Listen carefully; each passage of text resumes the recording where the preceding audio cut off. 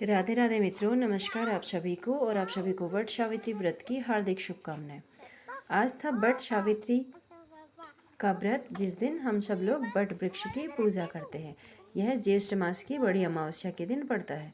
तो वट वृक्ष की पूजा क्यों की जाती है, पहले इसका एक जो कि त्रेता काल से जुड़ा हुआ एक प्रसंग है, उसको सुन लेते हैं। उसके बाद बात करेंगे वट सावित्री के दिन वट वृक्ष की पूजा क्यों की जाती है। वट वृक्ष जो है एक लंबी आयु रखने वाला वृक्ष है, इसलिए इसकी पूजा हम इसलिए करते हैं कि हमारा जो सुहाग है, हम अपने पति के लिए व्रत रखते हैं कि वह भी दीर्घायु प्राप्त करें। तो आइए जानते हैं त्रेता काल की वह कहानी क्या थी। त्रेता काल में एक बार जब भगवान श्री राम, लक्ष्मण और सीता जी वनवास के लिए जा रहे थे, तो उनके पिता राजा दशरथ की जो मृत्यु हो जाती है और उन्हें यह समाचार मिलता है, तो उन्हें पिंडदान करना होता है। तो भगवान श्री राम जो है अपने पिता के ज्येष्ठ पुत्र थे, तो उन्हें पिंडदान करना था। तो वे गया पहुँचे। गया में फल्गु नदी के किनारे पिंडदान करने का उन्होंने जैसी तैयारी करी, तो उनके पास कुछ सामग्री जो है कम थी। तो इसके खोज में वो भ्राता लक्ष्मण और रामचंद्र जी वन में चले गए और सीता माता को यह आदेश दिया कि वह नदी के किनारे ही उनका प्रतीक्षा करें। माता प्रतीक्षा करने लगी, पर समय व्यतीत हो रहा था। उसका पिंडदान का जो मुहूर्त था वह निकलने लगा। इतने में भगवान दशरथ की आत्मा ने जो है पिंडदान की मांग करी। तो माता सीता असमंजस में पड़ गई कि वह अब क्या करें। तो इतने में माता सीता ने पिंडदान करने का निर्णय लिया और उन्होंने पिंडदान जो है विधि विधान से किया। और उनके जो पिता थे दशरथ जी, उन्होंने यह पिंडदान स्वीकार भी किया।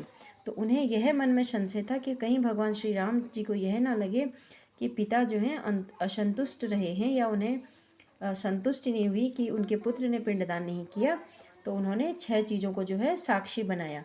पंडित को, वहाँ बहती हुई फल्गु नदी को, वट वृक्ष को, गाय को, कौवे को और तुलसी को। किंतु जब भगवान श्री राम वापस आए तो उन्होंने पूछा, तो माता सीता ने उन्हें बताया कि उन्होंने पिंडदान कर दिया है। मुहूर्त बीत रहा था तो उन्होंने पिंडदान कर दिया है और पिताश्री ने पिंडदान स्वीकार भी किया है।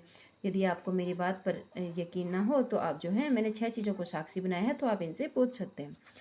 अब 6 चीज़ों में से जो 5 चीज़ें थी, पंडित, तुलसी, फल्गु नदी, गाय और कौवे ने असत्य कहा और वट वृक्ष ने सत्य कहा।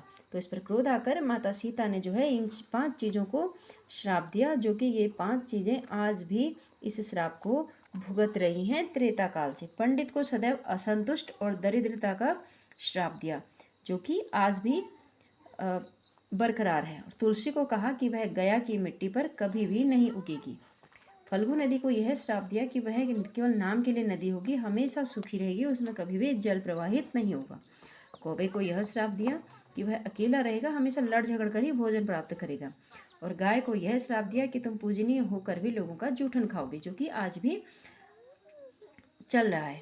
और वट वृक्ष को वही यह आशीर्वाद दिया कि वह, क्योंकि उन्होंने सत्य का साथ दिया, तो दीर्घायु को प्राप्त करेगा। इसलिए आज भी वट वृक्ष की पूजा की जाती है। अच्छा, नेक्स्ट आती है वट सावित्री की पूजा, क्योंकि यह सत्यवान और सावित्री से जुड़ी हुई एक कहानी है, जिसमें जब जंगल में सत्यवान को जो है सर में दर्द हुआ या उसे काटा, तो सावित्री जो है वट वृक्ष की नीचे अपनी गोद में लेटाकर ही सत्यवान को बैठी हुई थी, जब यमराज उन्हें उनके प्राण हरने के लिए आए थे। तो वट वृक्ष जो है दीर्घायु का प्रतीक है, इसलिए हम वट वृक्ष की पूजा करते हैं। इसकी कहानी जो है